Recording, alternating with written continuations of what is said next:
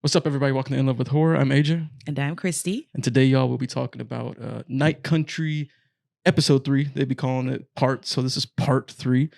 This will be a breakdown of the episode and then a review of that episode. And as always, this is a spoiler-filled breakdown and review. So if you have not seen the episode yet, make sure you go check out Episode 3 out on HBO Max. And then come back and join us here for our breakdown discussion and review. And with that, let's go ahead and jump into Night Country Episode 3. Y'all starting off, and kind of the way we're gonna do this, we're gonna do it a little bit differently than last time. We're gonna try to like chunk it into topics, right? So kind of hit pivotal things that happen in the episode, kind of in a topic sort of way. We want clean water. We want clear skies.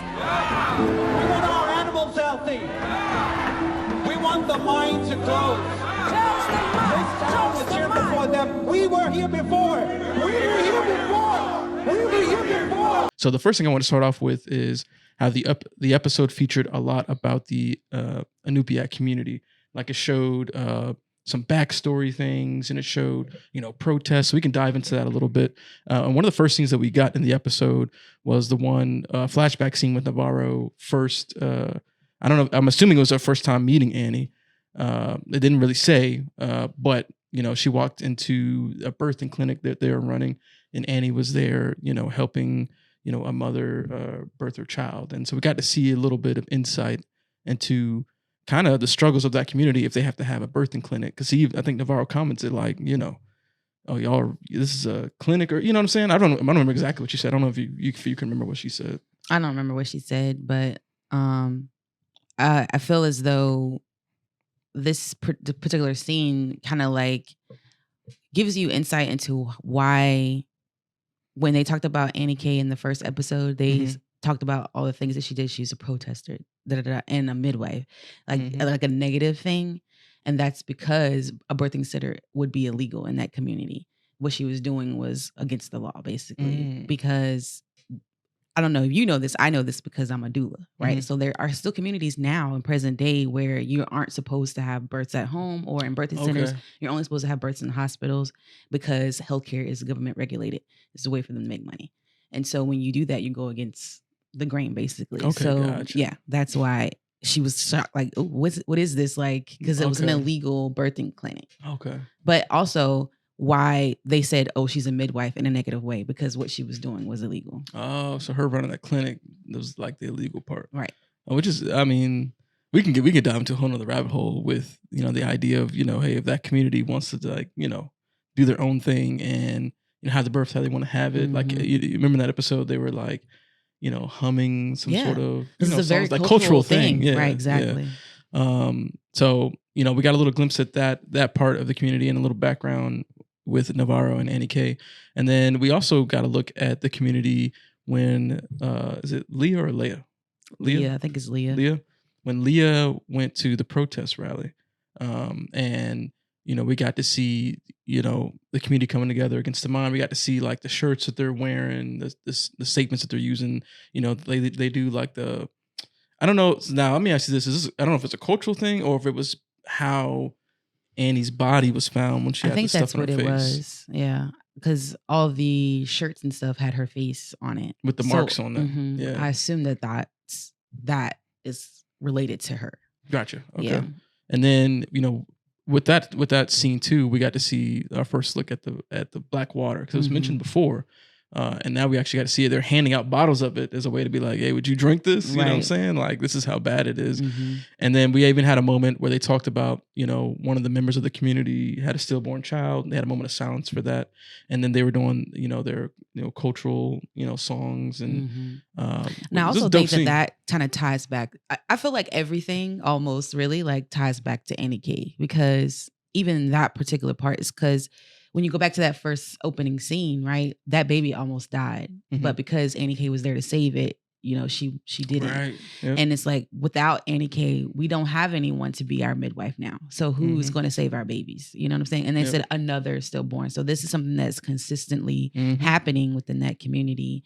And in that moment, I think also Navarro had an eye-opening experience to see what the mine is actually doing to these villages. Right. Yep. And with Leah, I think she's starting to see herself in Annie K. And that's why she's so adamant of like, being a part of this protest, right? She's wearing the cultural marks. She's even being very combative with Danvers because she wants her to see her as well. Like people didn't see Annie K. So, and I need you as my parent to see me for who I am. Yep. And then, and we'll get into it later, but, you know, one of the key things was, you know, with that was, you know, her caring and stuff like that. Yeah. So, but we'll talk about that later.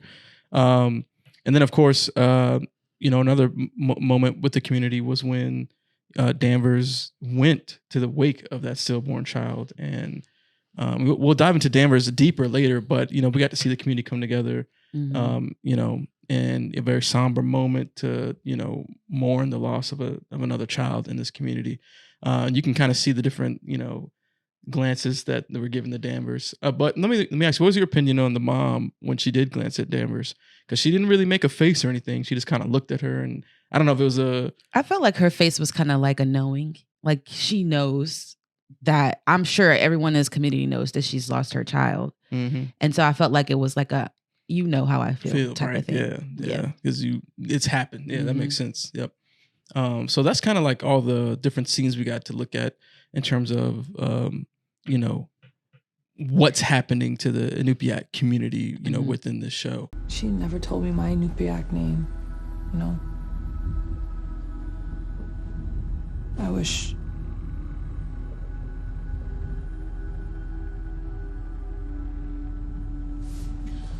Nothing. Anyways, there's your intel. So the next thing I wanted to jump into is all about Navarro, because we got a lot with Navarro. We got, you know, a decent amount of backstory things. And then we even got the show kind of teasing to us like, hey, is she experiencing supernatural stuff, or is she experiencing things similar to what her mom, you know, and her family tree essentially experiences when it comes to mental illness? Yeah. So I want to jump into that conversation, starting off with the backstory information that we got about Navarro. So we had got, you know, of course we got to see a more, you know, compassionate side with her at the birthing clinic, you know, because she was there to arrest her. But once she saw what was going on, like, I also you know think, yes, she does. She does express her compassionate side. I also think, because we talked about this in the last video, if you haven't watched that, go check it out. But we talked about how she kind of like toes the line, right? Like she's in between a little bit, the community, but she also works for the law. Like she was there because the mines sent her there because Annie K was trespassing. So I think also that was a twofold thing. So she got to see what it's like for the community to be in the shadows of the mine, but at the same time, she's also getting a time where she starts to feel a little accepted, right? Like they held her hands, and she, they kind of like, because at first the girl was like, "What's that bitch doing here?" Yeah. She did not like that. They didn't look at her as someone who was a part of them, you know. So I think that was kind of like a twofold thing. Yeah, and then and that'll come up later when I'll mention it too when she goes and meets to Gak, you know. But the next piece that we got in terms of like her backstory is when Navarro went and visited Kavik out on the ice. He was in that little like hut thing for ice fishing. And by the way, that was the image at the end of the opening credits, was that little hut thing, which I thought was interesting, because I feel like the images are always like a teaser of something very important or big happening. I guess in the this show is important to Navarro's story. Right? Maybe that's how you could look at it, because I always felt like they would contribute heavily to like the main plot line, but I feel like this didn't, unless there's something secret with that. Could be, you know, something weird with that.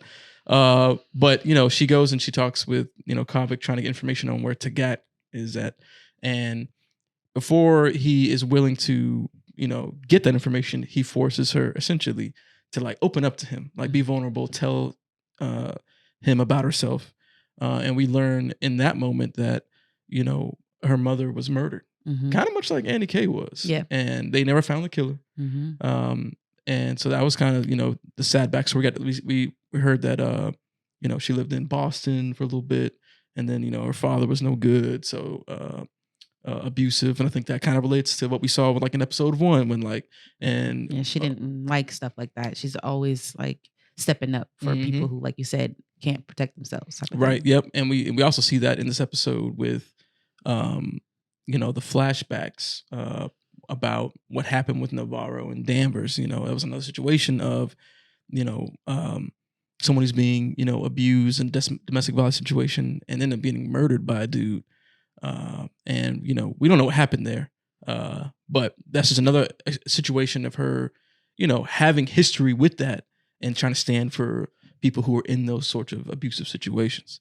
But another piece that we got in this conversation, and she didn't fully get into it, I don't think in this conversation, was when she mentioned that her mother never told her Inupiat name. And that actually seemed like that like bothered her like quite a bit. And it comes up again, I think later, not only in the Tagat conversation, but I think it comes up in the conversation with Danvers when they're on the way there. I don't know if she mentioned it there or not. I can't remember. I don't think so. I think it was only after the Tagat thing because she was like, "Yo, you wouldn't understand." I think that's what you're talking about. Oh, right. Yeah. Okay. Yep. That's it. But, you know, so that was another piece of her, you know, because her family moved back to Ennis. So she was gone from that community and now was being reintroduced. But, you know, I don't think she knows the language. Pretty sure she doesn't. I'd never seen her speak it or heard her interpret it. I've seen her do that. So I don't think she knows the language and she doesn't know her name. So it's kind of like you're saying, she's towing the line, right? Because she doesn't have all these things to make her part of the community. Right. But she is from, you know, she is of that blood. You know what I'm saying? So like, she feels like an outsider, but she's trying to like get back into that community. So that's kind of like the struggle right there, right? So we got a lot of backstory information on that. I don't know if you wanted to add anything to that. No, you good with that? And then, you know, the episode also asked us about, you know, supernatural stuff or mental illness stuff. I feel like that was a big part of this episode. Yes, it is. Because we got a lot of instances of you being like, like, I wonder what this could really be. Right. Is this supernatural or is this mental illness? So, but I think in this, because a lot of things did happen like in this episode. Like, so she had like the interaction with, it's some things I feel like it could be a mix of both. Like, because it's like, to me, like, well, how could this have happened if it wasn't, you know, I don't know.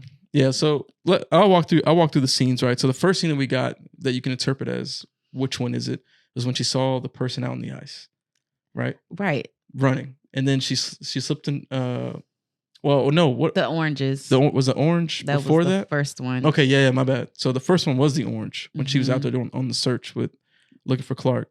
And she threw that orange and it came back. Yeah, to me that seems very supernatural. It could be, and then but she heard you know, something. the mental stuff could. Okay, so everyone is experiencing mental stuff because there's also a scene. I don't think you wrote it in here, but or at least not right here. But when Danvers is in the house and she's like opening the refrigerator to put the turkey back because she had been waiting on Lee to come back home, and she's like, "There's a moment, there's a noise." And she's like trying to lean in to see she did do what that is. You know, like so everyone's having mental illness issues. Hey, look, something in the water. It could be something in the water. It could be something affect people's brains. Then we had the orange scene, and then we had her out on the ice after Kavik, where she saw like a person running and she slipped and fell. Yes. And she had a vision of what looked to be Danvers' son, who was like, you know, tell mommy, and then she woke up. Yeah. And then he said something to her. I think he said it to her tell my mommy in another language though. I don't know if you could hear the whispers. It's like, tell my mommy, and then there was some whispering after that. Oh no, I didn't even hear that at all. Yeah. Because I think even the subtitles didn't mention anything. No, there wasn't any said, subtitles. Tell my mommy.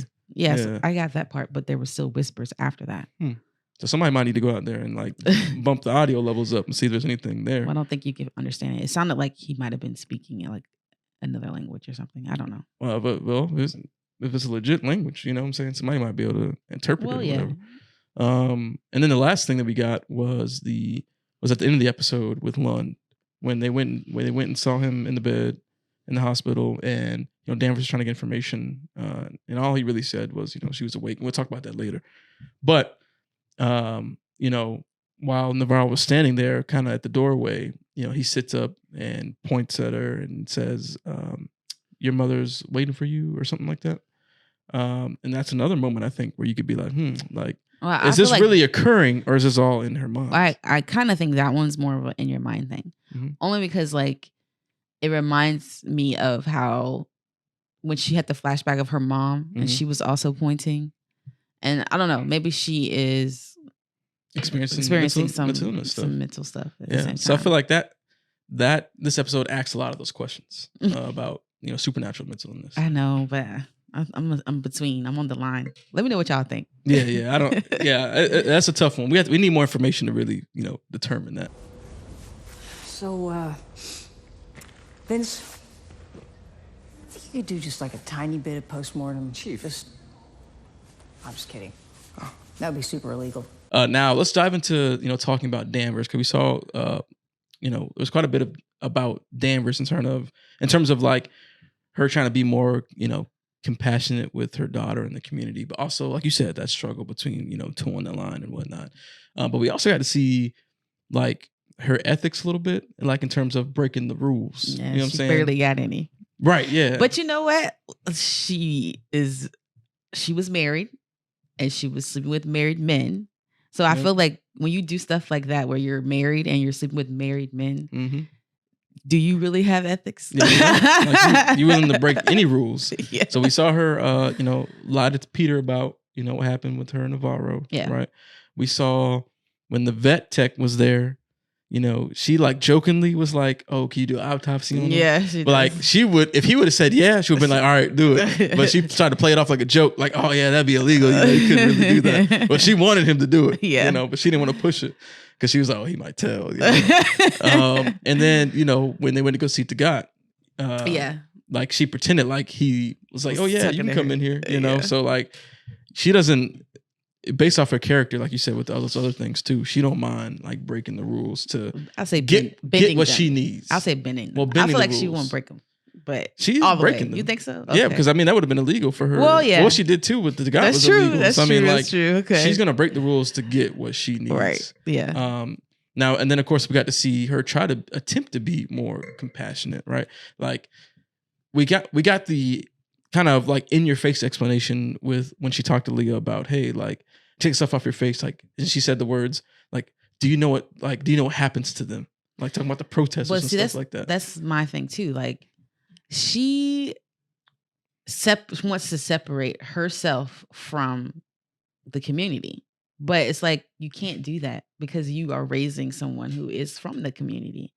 And well, she's also, trying to separate Leah from the community. yes, that's what I'm talking about. Oh, her. Separate Leah from the community, but she can't do that, right? Mhm. And then also I feel like somewhat people mentioned this in the last episode too, and I believe that they're correct about that, but she had this husband and this son, and now she doesn't have them, right? So now she's like holding on super tight to Leah because she Right. doesn't want All she to got. lose her too, right? Because she's all she has left.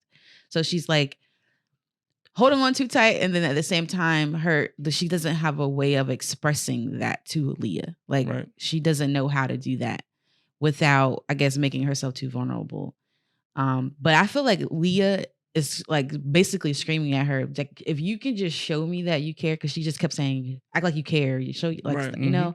like I feel like she would be much more open and willing to listen to what Danvers has to say, but because she is so like closed off, she sees it as, you don't care. If you don't care about what's happening to the community, you don't care about me. Right. Because she's like, I am part of the community. Yeah. Community, whether you like it or not, I Mhm. am. You know Yeah. what I'm saying? And Danvers mentioned like, oh, I do care, and she went to the the wake of the child, and because Leah mentioned like, oh, did you know I forgot the member of the community's name had a stillborn. And she's like, oh no, I didn't know that. And then that's when she went to the wake. So I feel like she, like you said, she's struggling between being the part of the law and also being connected to the community by trying to protect that community, but also having a daughter that is part of that community. So we got to see a lot with Danvers in that. And if you listen to the companion podcast, they talked a little bit about this scene because Jodie Foster talked about Danvers as a character and how she does have implicit bias, and that she sees people of this community being stuck, unsuccessful people, and she doesn't want her daughter to also be stuck and unsuccessful. Right. And how in that one scene when she was going ham on the grandma, and she called her something, but she said something about her laundromat because that's what she does, right? And so so she doesn't want Leah to be like a laundromat attendant or stuff like that, right? She wants her to try to do and be more. And that's a struggle as a parent. As a parent, you do want like what's best for your child, and then also you want to protect them. So I can see the angle of like I'm trying to keep you alive. You know what I'm Mm-hmm. saying? So I get it in some aspects, but you gotta let people be part of the community. If they want to learn about their culture and be part of that, you gotta let them do it. You received a direct call about Annie Kay's and Raymond Clark's relationship. A direct call. And you didn't report it? Danvers, tell your girl here to stand down. You talk to me. Tell me why the fuck you withheld information from a murder investigation. Oh, please. That woman was sleeping with half of Ennis. What do you want me to do?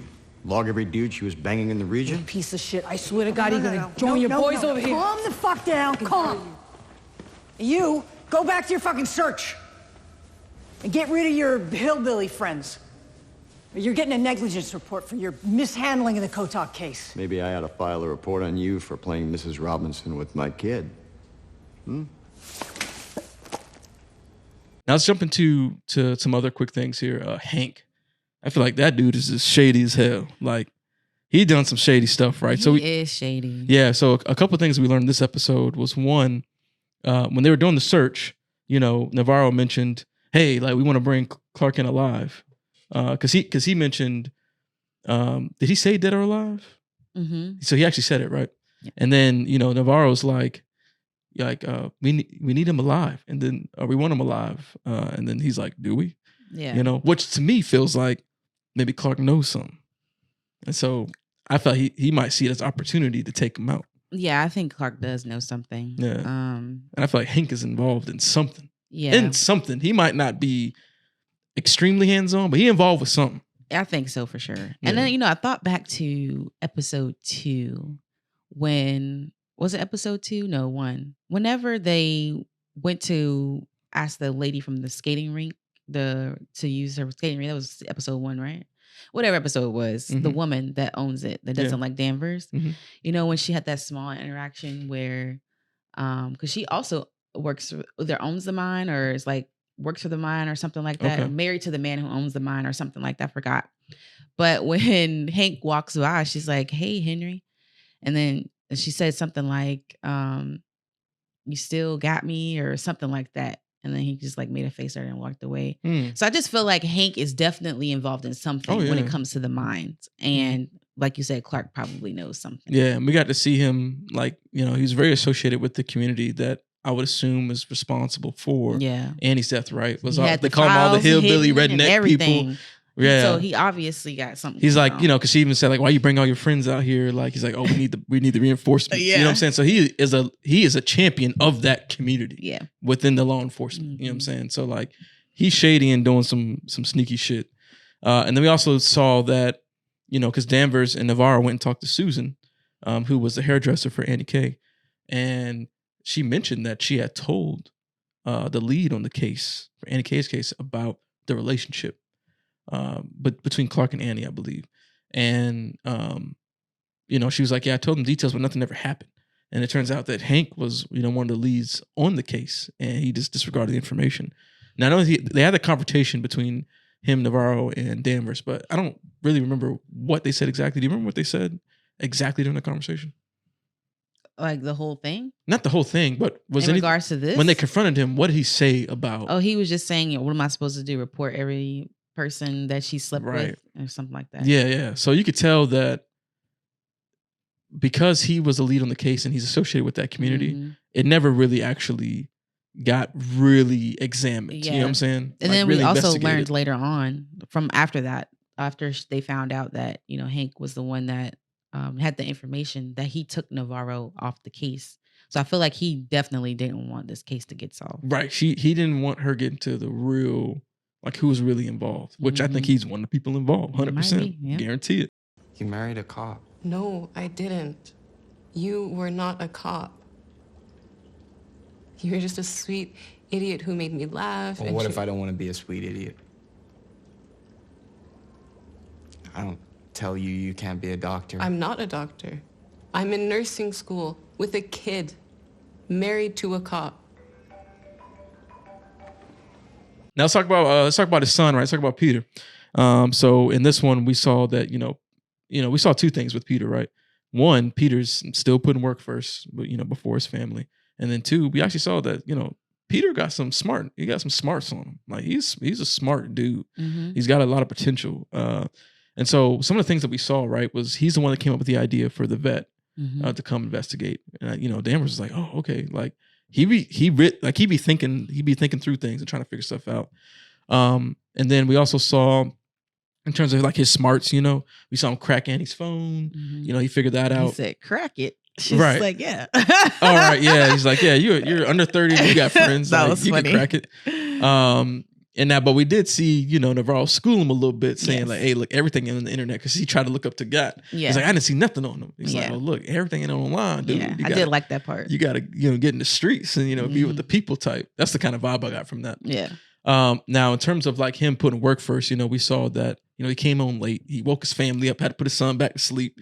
His wife Kayla kind of playing no games. Yeah, she had a conversation with him like, "Oh, you got to stop putting work first." Like, and then he tried to say, "Oh, you married a cop." She's like, "No, I didn't. Like, you weren't a cop when we got married. Like, I married you." You know what I'm saying? Because he tried to say something like, "Oh, like you were a doctor" or something like that. It's like, no, we're husband and wife first. You know what I'm saying? Like before the work and all that stuff. And it's this cry to like say like, "Hey, like don't forget about your family." Like, and he tried to also say like, "Hey, it's just one case," but she know, it's always gonna be another case all the time. Like you're never going to slow down. Which I'm trying to tell you that now, because basically like the way it's working right now won't work for years to come. You know what I'm saying? So like, and he's still trying to impress Danvers and. Be great, be something, be better than his father. Because obviously he looks at his father like, he ain't shit really. Because everyone else looks at him like that in terms of his capabilities. So he wants to be greater than that. You know what I'm saying? So we saw a lot about that with Peter. Do you want to add anything for that? My name is Kodok. If anything happens, And so the last piece I want to talk about, of course, is just, let's talk about the main mystery, right? The main through line of the show. We got more clues about the main mystery. So, but we had saw that the vet had mentioned the people that froze to death didn't actually freeze to death. Right. He said they died before they froze. And he said it's very similar to how caribou die. When they're scared of fright. Die of fright or something. Right, like when that. they die of fright. So, my first thought was first episode, that opening scene where we saw the caribou like freak the fuck out and just jump off the cliff. Yeah. So, again, this show is toying with the idea of supernatural, not supernatural. And I feel like this is an instance where it's like, okay, if it's like the caribou being frightened to death, what was causing it? What was capable of scaring these people to death, essentially? Yeah. There's got to be something either supernatural, crazy, or, what could it be? You know what I'm saying? Now, of course, we got a chance to actually talk. They got a chance to actually talk to Lund, right? And again, he was saying the same thing from the quotes that we hear throughout the show. About, she's awake, that sort of thing. And again, he said, like, we woke her. You know what I'm saying? And we still don't really know what that means, though. You know what I'm saying? I think it's a lot of things. I think this show is giving it, the pieces are like metaphors for a lot of things, right? Like, I personally feel like Annie K, like I said, I think she represents a lot of things. So Annie K is kind of like a connection to Ennis. She's a connected because we have like the symbol that she had on her back, right? Which is what Rose said is older than Ennis, but it's older than the land there or whatever. And then so I feel like she's also connected to the land and the town, the community as well. And I feel like the her might be representative of Annie K, but I also feel like it could be just the land there, or like it's connected to what is happening in the mines. That's my personal opinion. Yeah. And so like the her, I don't think is like a ghost of Annie K, but a representation of what Annie K represents. Okay, so you don't think it's anything supernatural related? I don't think everything is supernatural. I feel like there's probably some other explanation for it, but I just think it's like smoke and mirrors right now. You know? I feel like it's gotta be something supernatural in the sense of like, oh, maybe they woke something ancient. Because they mentioned that Clark was obsessed with the spiral that she had, and obviously that relates to something within the land. They're looking for something organic, so it's got to be something like they found tangible, that they found that has been awoken. Because I feel like if they try to do the metaphor game where it's like, oh, that we worker really meant something with the mind, like I feel like that would come off kind of cheap. I don't think I would like that, because it's like, Well, but they wouldn't really say that. They wouldn't really say like, "Oh, we woke her." Like they would be more literal in the sense of like, you know what I'm saying? Like they wouldn't play this weird. These type of people wouldn't play this game of like, I don't know. I'm going to use analogies and metaphors. Because I feel like, you know what I'm saying? Because this isn't a supernatural show. It's not a horror show. So it's like, Well, it don't got to be horror to be supernatural. But. Well, it's not supernatural. It's not a supernatural show, right? Yeah. So I feel like, of course, we would be wanting to see it be supernatural. Yeah. But is it though? You know? I just feel like, I don't know. I guess from a writing perspective, I think it would be weird to. Well, according to the podcast episode, Issa Lopez did say that the next episode 4, was going to be like really heightened as far as the supernatural and horror aspects. That's what she said. So we'll see. Yeah, we're definitely gonna find out because we'll talk about the last scene in a second here. But of course, they got to talk to Gat, who was someone who worked at the facility, who's now living in like a kind of off the grid community, Inupiat community. That's where we saw him, talk to Navarro like, "Oh, what's your Inupiat name?" And she didn't know, and that was a moment where she was just like telling Danvers, "Oh, you wouldn't understand." Like, I wish she had just said, "I don't know it." Right? Yeah. He's like, he said something. He's like, "You forgot." Yeah. He's like, "You forgot where you came from." That's basically what he was saying. Yeah. So we got but he had this concern, like he had a very heightened concern. Like he's so laid back. He's confrontational, but laid back. But once they found out everyone died, he kind of got up and was very like, "Get the fuck out of my house!" Yeah. Like, so he's to me, something happened. I think is privy to something that they were doing that caused them to all like die. Yeah, especially since he left. Like, why did he leave? And not in the way of he left and went back wherever he came from. Yeah. He remained in this community. Like, why did he do that? Right. So I'm wondering what it was that made him leave in the first place. Right. They could have been trying to discover something. Maybe he's privy to like, oh, you don't want to go down that rabbit hole. Like, you're gonna wake something ancient up. You've been watching the thing too much. Now, maybe this is the most important piece we got to talk about in terms of main mystery, right? Was at the end of the episode, Peter had cracked the phone, he cracked it. He did what he said he was gonna do. Now, if it's something for Danvers, he gonna fucking do it. He gonna figure it out. Yeah. He got to impress her.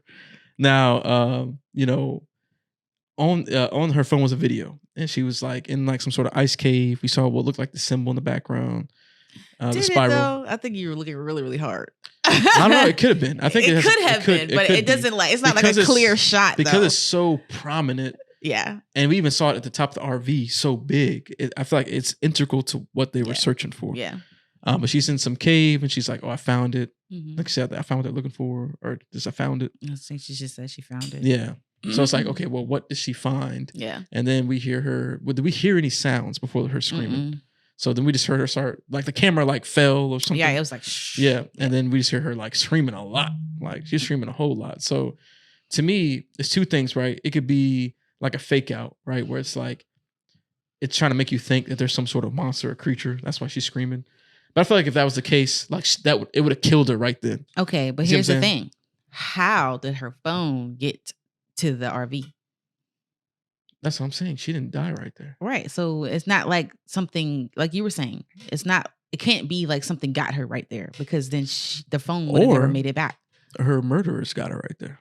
So she's screaming not because there's a creature or anything, but she's screaming because whoever is the killer of her took that opportunity to kill her there.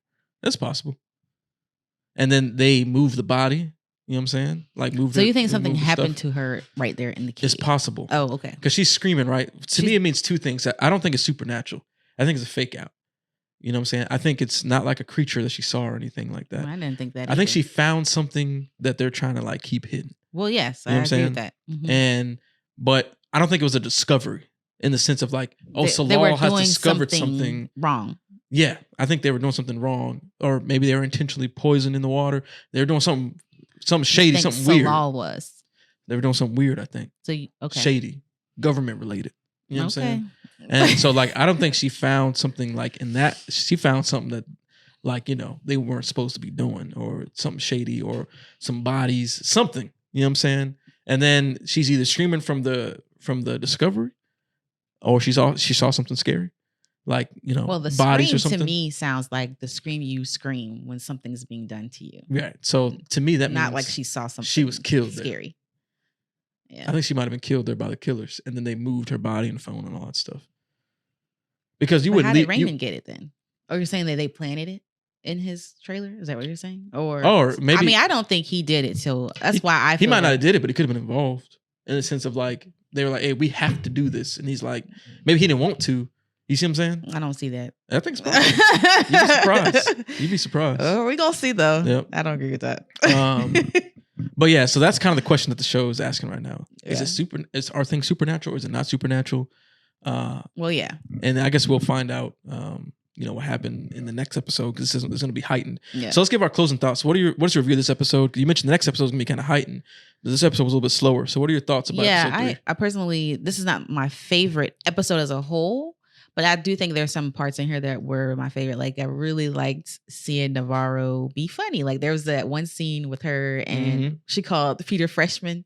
I really loved that scene. That was so cute. Yeah, it was a very lighthearted Yeah, it was scene. super lighthearted. So I liked getting to know Navarro more in this particular episode, but it's not my strongest or most favorite one. But I did also like seeing like the protest scene and just getting like more of that insight into how black the water actually is and stuff like that. Because when you look at it, when she was washing her hands, it doesn't seem as dark. But when looking at it in that bottle, it's dark. It was really bad. It's black. Yeah, but yeah, as a one whole piece, it wasn't my favorite episode compared to the other two. Yeah, this wasn't my favorite episode either. I felt like it was a little bit slower, but I do like the idea of the show asking you like, oh, is it supernatural? Is it not supernatural? Like that's a cool aspect to it, and I like how they're kind of handling it with the stuff Navarro's seeing, like with Lund, Annie in the cave. So I like some of those questions, and I do like the main mystery of the show, and I'm starting to, with all the True Detective seasons, I like how the season goes on. You learn more about the characters, and I like how they're telling the story of this characters in the community. So, like, this episode wasn't bad. It was still a good episode. It just wasn't as interesting as the previous episodes, but hopefully with episode 4, from off what you're saying, is going to be a crazy ass episode. That's crazy because after that, we only got 2 more episodes left. Right, so short season. They have a lot to say. Maybe I'm sure the last 2 episodes will probably be pretty long, about an hour and a half or something like that. Oh, you think so? Yeah, because the other seasons had pretty either long penultimate episodes or long finales. Oh, okay.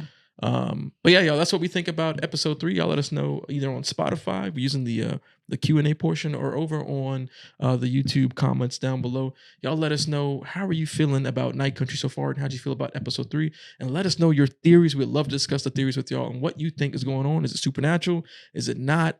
What are your ideas and theories? What are y'all breakdowns? Let's discuss all those things. We appreciate y'all watching or listening to this entire review and breakdown, and we'll see you on the next one. Peace.